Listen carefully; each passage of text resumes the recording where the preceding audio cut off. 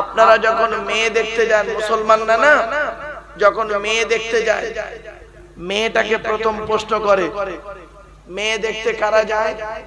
চারটে বুড়ো, চারটে জওয়ান, চারটে বেওয়ালা, চারটে কোচি মানে চারানা, আর ছটা মেয়ে।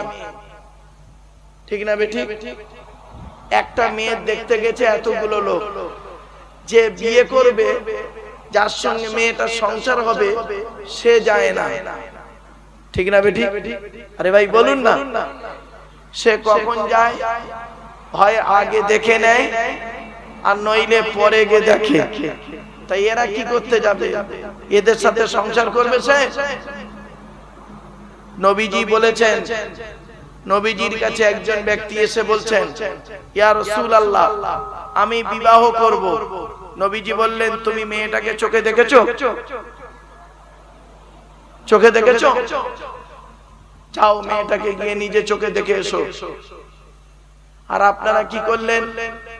সেই ছেলেটাকে পাঠালেন না, আপনারা করলেন কি? এতগুলো লোক গেলেন, চারটে বুড়ো, চারটে বেওয়ালা, চারটে জওয়ান, চারটে বাচ্চা, 16টা, আর চারটে মেয়ে, 20 জন লোক গেছেন মেয়ের বাড়িতে খেতে। ভালো করে তার বাঁশ দিয়েছে, ভালো করে তার খেয়েছে, খেয়ে দে মেয়েটার হাতে, মেয়েটাকে দেখতে পেয়ে মেয়েটাকে কি বলেন? তোমার নাম কি? তাই তো, তোমার নাম কি? মেয়েটা বলল, আমার নাম, এটা নাম বলল। তোমার বাপের নাম কি? বলল। তুমি কোরআন শরীফ পড়তে পারো? তো মেয়েটা বলল, জি হ্যাঁ। কোরআন শরীফ পড়ো। কোরআন শরীফ পড়া শুনলেন, ভালো বলে তার হাতে 200 টাকার একটা নোট দিয়ে চলে এলেন। এতটা ফকিন্নির বাচ্চা, এতটা ভিখারির বাচ্চা, তোমরা 20 জন গিয়ে মেয়ের বাপের বাড়িতে খেয়েছো, দুপুরে খেয়েছো, সকালে নাস্তা করেছো, করে বিকেল বেলা ফল খেয়েছো, ডাবের পানি খেয়ে আসছো, তার 20,000 টাকা খরচা করে, আর মেয়েটার মুখ দেখে 200 টাকা দিচ্ছ। এই মেয়ে ছেলেরা, ওই টাকাটা নিয়ে না একদম মুখে ছুঁড়ে মারবে, আবার মুখে ছুঁড়ে মারবে। ছোট লোকের বাচ্চা, কোথাকারে ফকিন্নির বাচ্চা। 20,000 টাকা খেয়ে কেন 2,000 টাকা দিতে পারোনি? ওখানেই বোঝা যায় তুমি কত ছোট লোক ঘরের বাচ্চা, তুমি কতটা ছোট লোক ঘরের বাচ্চা, ওখানেই প্রমাণ পাওয়া যায়। ছোট লোক গায়ে লেখা থাকে না, ফকিন্নির বাচ্চা গায়ে লেখা থাকে না। ছোট লোকের ধন হলে গাল ভরা কথা, বড় লোকের ধন হলে হেট করে মাথা। কথাগুলো একটু মাথায় রাখবেন। তো হয়ে গেল, মেয়েকে দেখলেন। এই মেয়ে ছেলেরা, এই মেয়ে ছেলেরা, তোমাদেরকে বলে দিচ্ছি, মেয়ের বাপেদের বলে দিচ্ছি, মেয়ের তরফে যখন মেয়ের বাপেরা ছেলের বাড়ি যায় না, ছেলে দেখতে গিয়ে কি করে? ছেলেকে জিজ্ঞাসা করে, বাবা তোমার নাম কি? তোমার বাপের নাম কি? পড়াশোনা কতদূর করেছো? আর তারপরে বলে কি জানো? তুমি কি করো? তাই তো?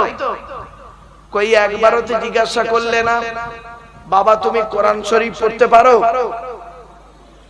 কোরআন শরীফ পড়তে পারো? একবারও জিজ্ঞাসা করে না। কোরআন শরীফ পড়তে পারো? ওযুর ফরজ জানো? গোসলের ফরজ জানো?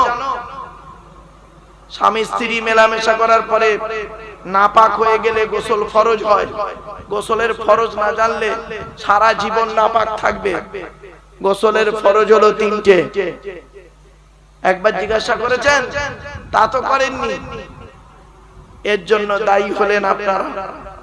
ছেলের বাপ, ছেলের বাপ দায়ী কেন? ছেলেকে কোরআন শরীফ শিক্ষা দেয়নি।